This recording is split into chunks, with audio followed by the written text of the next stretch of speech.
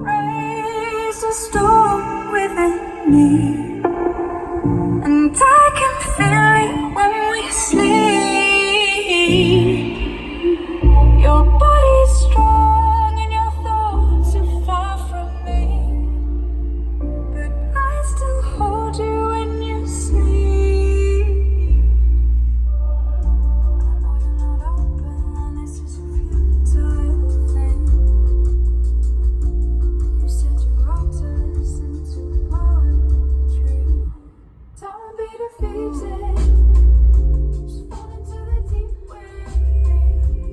Tell me you can feel it. Baby, would you let me dream? It's not fair.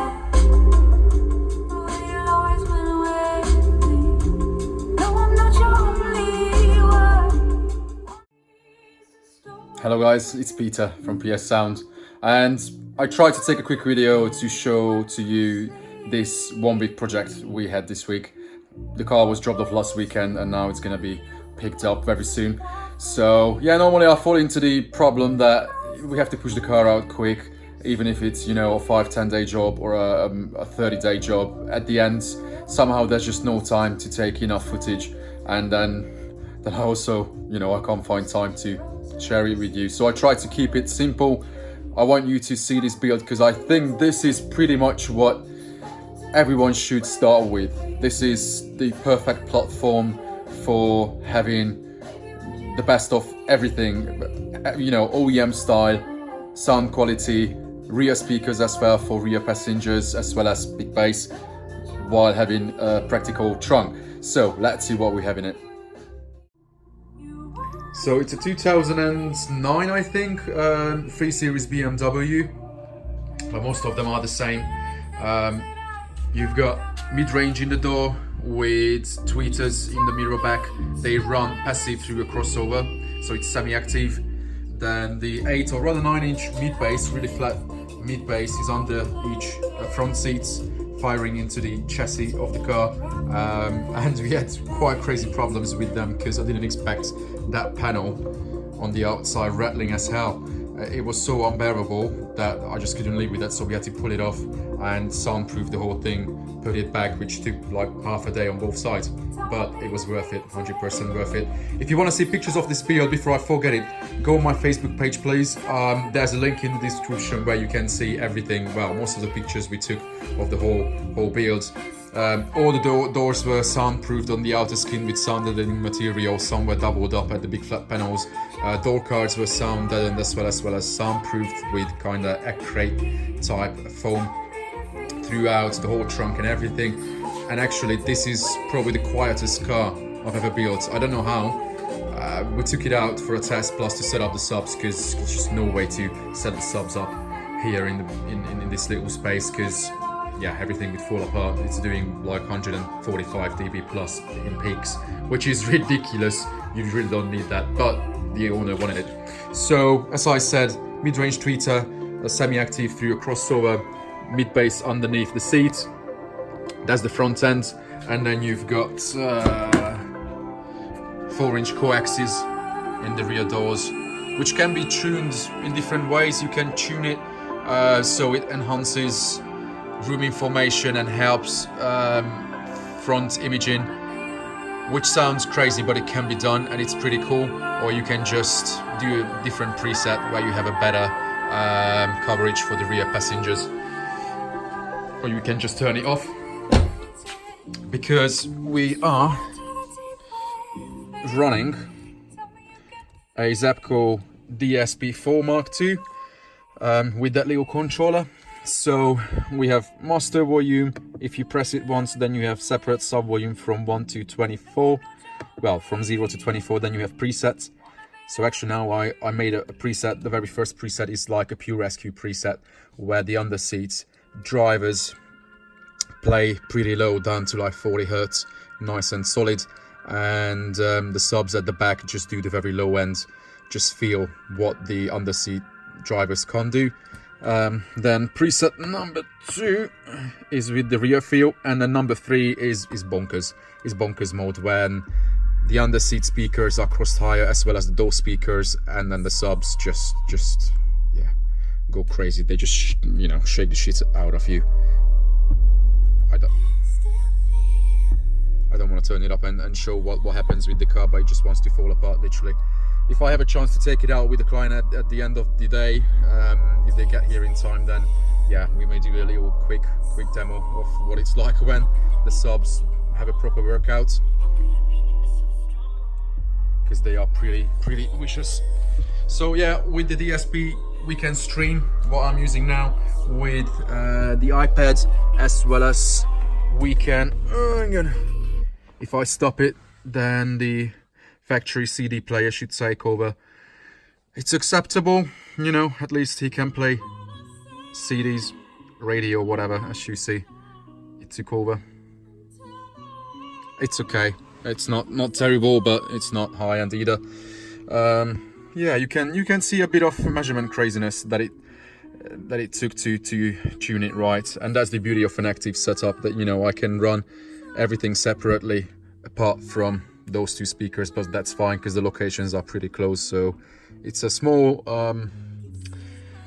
issue with these cars. Otherwise you would need 2 more channels. On the DSP you would need 10 channels with the rear speakers and more amplification. So this was on a fairly low budget, so we had to deal with it this way, and it's acceptable, more than acceptable. Why do I say acceptable? It's fucking awesome. So there you go. That's the practical trunk. So we have a rather small ported box. Well, compared to what most people do nowadays, they would fill the whole trunk. Yeah, you would have crazy lows under 30 Hertz, whereas this box is okay from 27, 28, and really solid in between 30 and 60. Peak set 35 in the car, it was tuned to 37, so 35 and 40 are crazy. And we can still use this space in the trunk because we have a practical cover panel. And then, well, this wasn't planned, but it just happened. Originally the idea was to have a ported box and then hide all the amplification and everything behind one of the side sections, but there was just not really enough space to make it happen. Yes, we could have used different amplifiers, different kit, but we set on a certain quality of kit, and there was no compromise about that. And this was the easiest thing to make, a amp rack bolted to the chassis. This is not on hinges. There's another AGM battery underneath the monoblock. When that monoblock is out, then it's hard to see. There's a cutout there like that, so we can get to the battery. If we have to take the battery out, then the whole amp rack has to come out, but that shouldn't come out. Also, the factory battery is right there, very close, so the two batteries are linked. We have 140 amp hour of AGM batteries now, which is kind of the limit of what the car can do with the alternator. And if the engine runs, then it's borderline okay. We have low 12s, but if the engine is off, then it can drop under 12 volts. But well, that's the thing with AGMs. You start from 12.7 if they are fully charged, so you can easily drop when you run more than 2 kilowatt subs, plus the other 6-channel amplifier running the front end.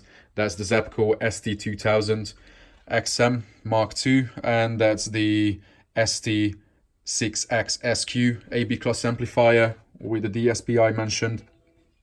So yeah, we try to make it look cool as well. If we had to go with this amp rack, cables are nice and tidy-ish. Well, there's a hell of a lot of cabling over there, so we braided it to make it look nice, and then put in an LED strip to light the whole thing. So now the client can also at least show it off to his friends or whoever, because compared to the original plan, if the amps and everything had been hidden, then the trunk would have never had this kind of wow factor. So yeah, amp rack bolted down. The sub is bolted also to the amp rack underneath this trim panel at a few points. that you can't see now, but you know, it takes a few bolts and then the whole ported box can come out, and then you can have all the space in the trunk. To maximize the airspace for that box was tricky though, because it follows, on the top it follows the height of that cover. There are steps down on it. If you check the pictures on my page, then you will see that it looks simple, but you know, the port was nicely flared on the outside, inside and everywhere to avoid as much chuffing noise as possible, because it's not a huge port. It could be way bigger in terms of surface area, but the box was also quite small. I think we are at kind of like 1.5 cubic foot for each sub after displacement, so it's not huge, but it's okay. And for the range we wanted for daily booming, it's fine. And the outputs, oh my lord, well, for my little SQ head, well, me saying SQ head who has, yeah, 2 18s in his car, but well, that's IB, that's a whole different story. These are pretty loud, very tight. So I can't even complain. There's not that crazy level of group delay on the subs, and it's not that overhanging, I guess, because the box is not huge and it's not tuned stupidly low like, you know, 27s, 28s, and if we struggle with the high bass, I think this is just perfect for everyday people. Unless you want really slowed down hip hop or something like that, or proper hair tricks, then yeah, this is not for you. But otherwise, yeah, it does a great job at the moment. By the way, they are the Ground Zero hydrogen series, the SPR12s. They are 1.5K RMS, if I remember well, duo 1 ohm, so we wired them to 2 ohm, then paralleled the both, so the whole box runs on 1 ohm from the monoblock, which is supposed to do 2.2K in an ideal world when you have all the power to feed it, but it's definitely enough. Inside, the cabin handles really well. After all the soundproofing, you can't really hear much rattle. Well, especially when, you know, all the front end goes really loud as well, but the car outside just wants to fall apart. And many people told me that, you know, it's not great to have these Beamers where the tailgate is a two-piece solution, so the window can be opened separately, and that ring with that glass is, yeah, mental. Even the fuel cap opens when we crank the bass properly, which is ridiculous. So yeah, we will see what happens when the client turns up soon. If we can take a demo, and if I'm lucky, I may even get him involved and you know, share his thoughts, what he thinks about this setup, because I'm sure he's never had anything like this. Well, hopefully he will be happy with it. So yeah, let's see what happens when he gets the key back.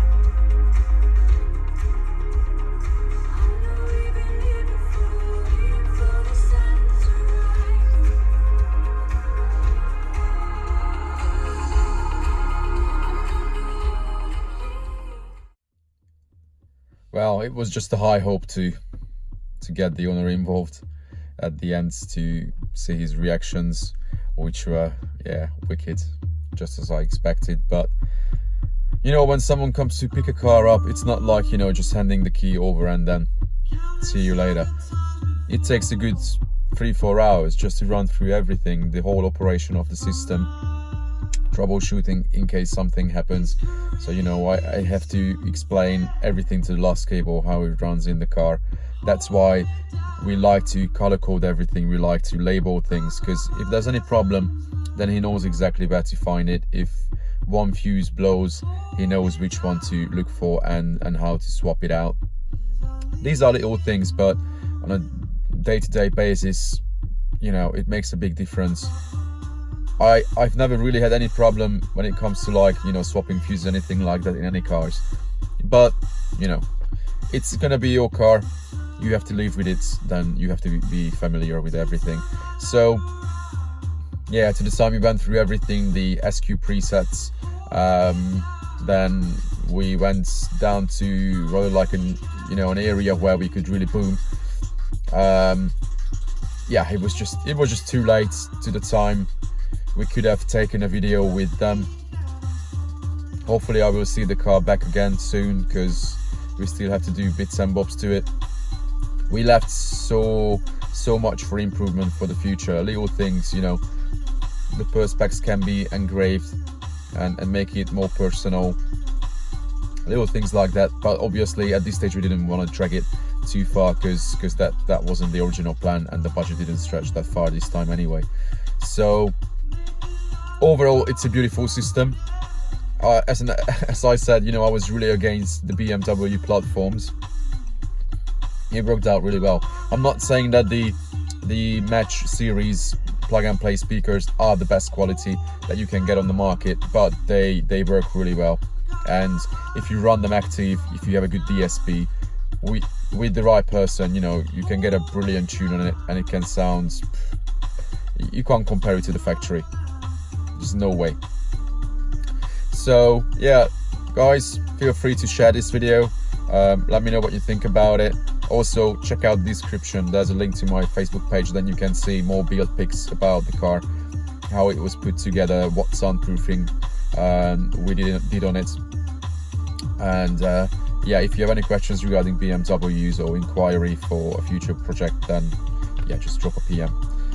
Hopefully I can talk to you very soon, guys. Till then, take care.